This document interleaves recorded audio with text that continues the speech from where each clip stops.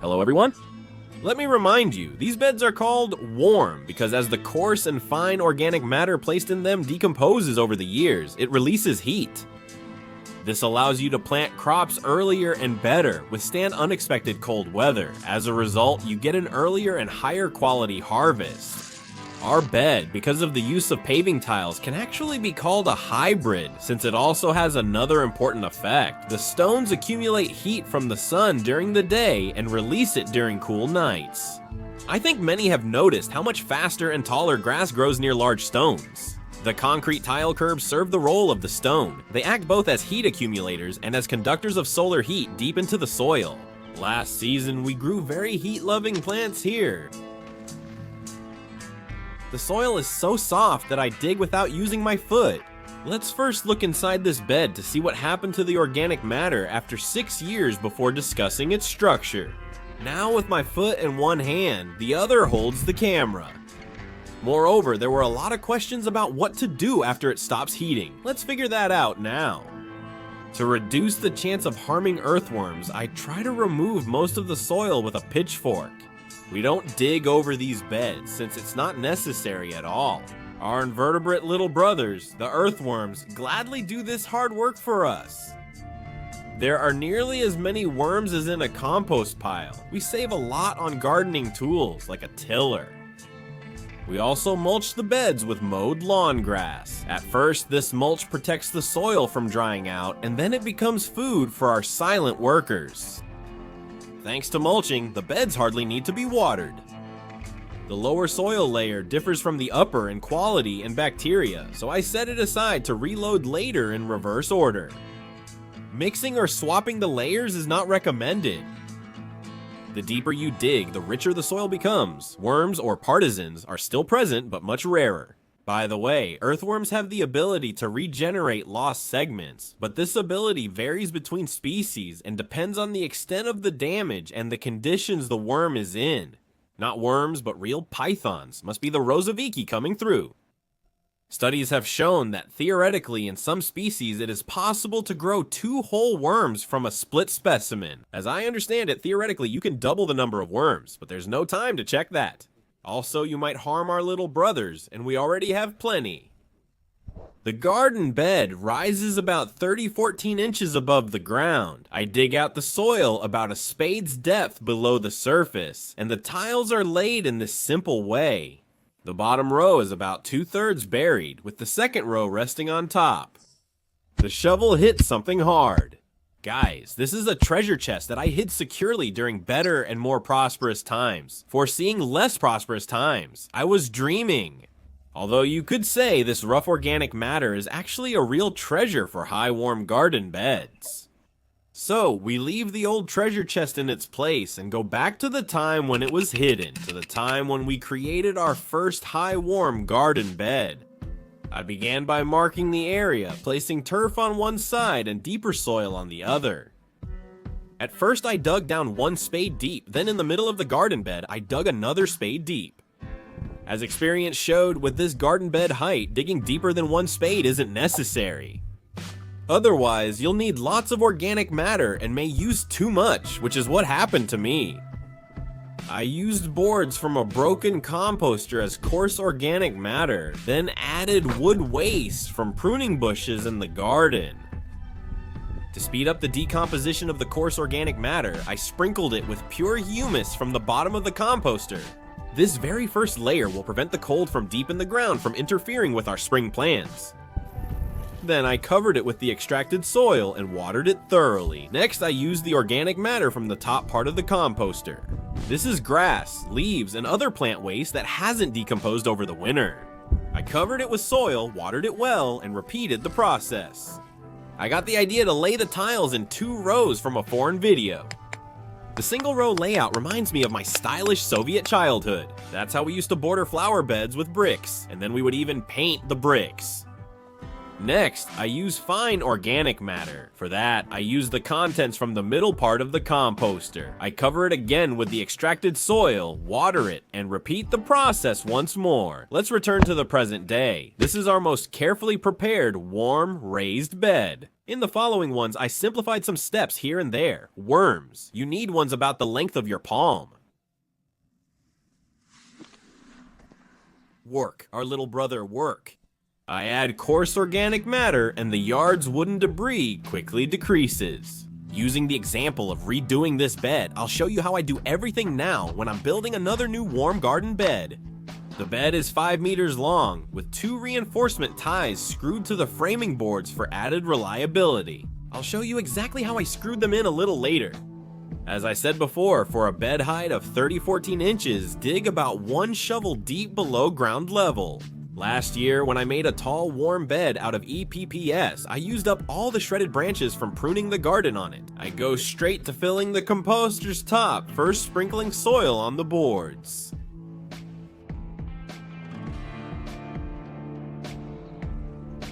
Even though the main theme of the YouTube channel Pesniyashi Koshyaka is ultra-low budget construction, as part of the House for $1,000 project, our videos about innovations in tall, warm beds are received very well. This is possible because everyone interested in affordable country and summer homes already has land with vegetable gardens. 2 years ago, using a homemade innovative material, we finally repaired our main house's open balcony that had leaked for years. This finally allowed us to renovate the living room. While plastering and sanding, I realized how much material and effort modern construction and renovation need, and how much I want to try making a simple and inexpensive bathhouse, plunge pool, or swimming pool using new methods. I'm seeking the cheapest methods, but channel monetization is only symbolic now. That's why, hoping to find funds for all this, I enabled the sponsorship feature on YouTube.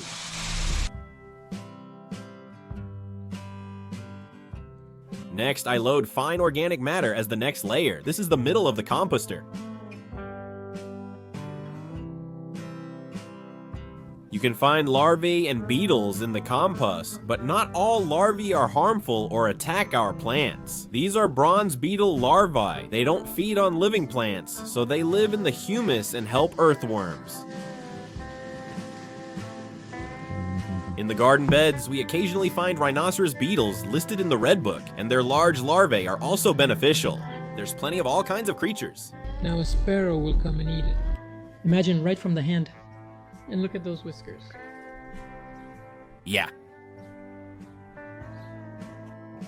During the winter, we gardeners get a bit too relaxed. As the classic says, winter is the peasant's triumph. In April, that triumph definitely comes to an end. That's why it's best to get back in shape gradually, otherwise you could harm your health. I cover the small organic matter from the composter with soil taken from deep down. I think it's better to avoid overhauling all the garden beds at once and risking overexertion. Gradual changes are preferable. 1 or 2 per year. For the final top layer, I use the same soil that was previously on top. It contains special bacteria that can only live in the upper layer, so I don't cause any inconvenience to our microscopic little brothers. As we can see, digging up a bed like this doesn't require an excavator or microscopes. Everything happened so quickly that even the grass wasn't trampled. A bit of pleasant work with the soil, and the bed is as good as new again. It's all simple and easy. In previous video titles, it was claimed this method frees you from slavery. People asked, what slavery? Friends, from true garden slavery. Leveling a bed like this is very easy with simple actions. Everything is just perfect. People asked if it's possible to make a garden bed from leftover bricks like this. Yes, you can. This bed, just like the one made from tiles, is also in its 7th year. I built this bed before extruded polystyrene was available. If I made one now, I'd probably add extruded polystyrene foam to the underground section outside the tiles. Extruded polystyrene is a great insulator, so it keeps the heat in the garden bed. Future garden bed builders should remember this. Since the boards don't touch the soil directly, they last longer than those in standard garden beds. But it's better to paint them more often than I do, once every 6 years. The bottom row of tiles is buried, so it can't go anywhere. The stability of the top row of tiles is ensured by this wooden frame. Let's take a look back at the time it was created. In the field, in the battles for the harvest, an angle grinder with a flap disc is quite a good tool. It won't replace heavy tools like a jointer or a planer, but it will help a lot. When you need to process a small number of boards, an angle grinder is just what you need. A board processed this way looks more interesting, as if hand-hewn. You can also remove the chamfers. I used an antiseptic decorative compound to paint them, so they should last longer. I needed 4 6-meter boards. The jigsaw, like the angle grinder, is very mobile. It can't beat a circular saw, but it's light and versatile to use. I cut a board lengthwise, then screw those pieces to the whole boards.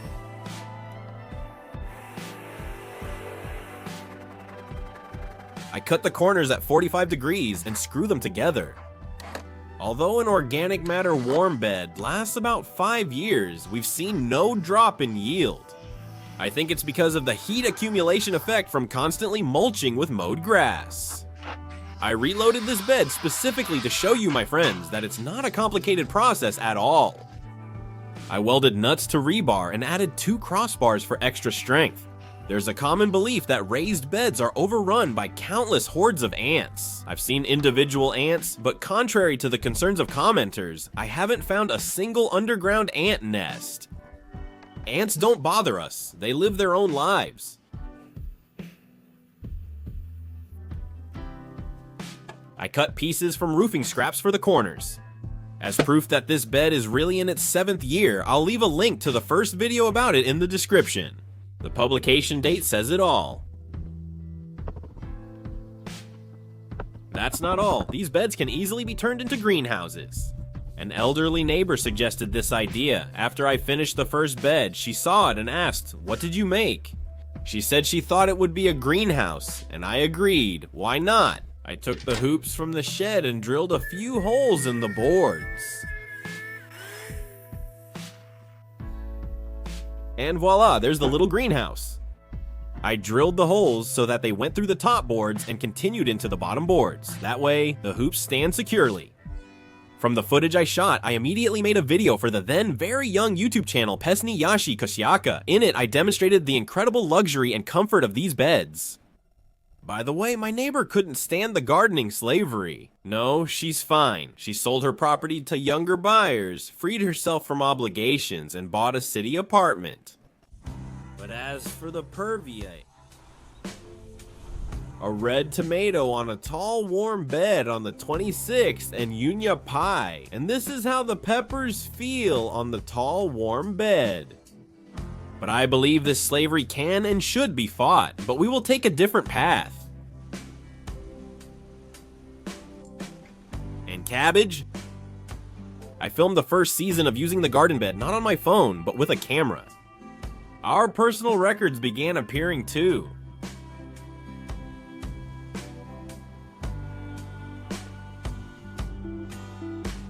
In the last video on the plastered Penoplex garden bed, many viewers worried it wasn't sturdy and said it might crack, burst, warp, or break. Kids, I'm not a very good acrobat, but I think it's clear that this isn't just Penoplex plastered with fiberglass mesh, but a very quickly made, homemade, modern, and strong composite material. Strength of materials, after all. In my project, A House for $1,000, the walls are made from it, and walls are a serious matter. In this tall, warm garden bed, a different effect is at work. I'll leave a link to a detailed video below this one. Skeptics claimed a tile garden bed without concrete wouldn't last a season. They were wrong.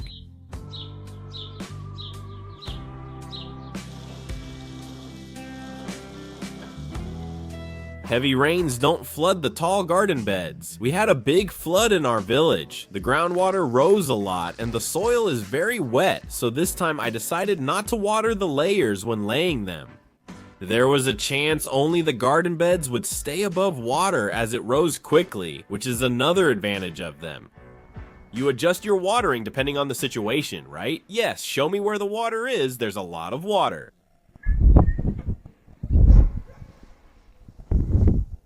Let's see, before this year, we had this much water about 10 years ago.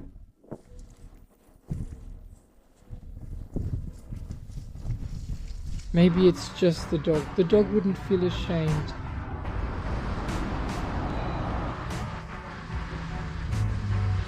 When we looked closely, the swimming animal turned out to be a hare. It swam into the farthest yard and couldn't find a single dry spot there. There was some drama, but it ended well. We saw him the next day. Residents of apartment buildings are spared many of the problems faced by those who live on the ground, but not all of them. In the village of Ishchenki, which is not very far from our village, a district of 5-story buildings was built. The low-lying area is enclosed by an earthen dam. A stream forms within the dam and flows into the Saj River. In case of floods, a pumping station has been built, which pumps this stream during the river's overflow. It's obvious it's not their own. They don't feel sorry for it. This was previously done during smaller floods, but this time, something went wrong. The guys were actively searching for and fishing out the license plates of fearless but naive water daredevils who weren't scared of hydrolock. The sunset in Pavadok is beautiful, but the water kept rising. While the neighborhood group on Viber was grumbling and complaining, the kids were having a blast. The sluice wasn't closed, and water from the overflowing river started flowing back through the stream. The streets turned into canals. Not everyone can afford to visit Venice these days, so in Homel region, they created their own. Perhaps the palace owners always wanted to live by a lake, but couldn't afford land in a prestigious area. And voila, the lake came to them on its own. Adults try to find flaws in everything, unlike children. I think the local village council decided to make the younger generation happy on purpose. The kids will definitely remember this for the rest of their lives.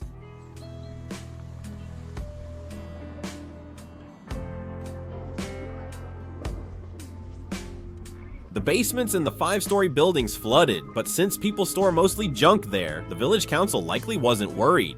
Kids are more important. Fishing boots became very popular. In our basement, the first 3 steps went underwater. It's a record, and with regular boots, you can't get to the preserves anymore. In the end, the adults made a fuss. The television and emergency services came. A diver closed the sluice in a couple of minutes. That was it. That day, the river's water began dropping quickly.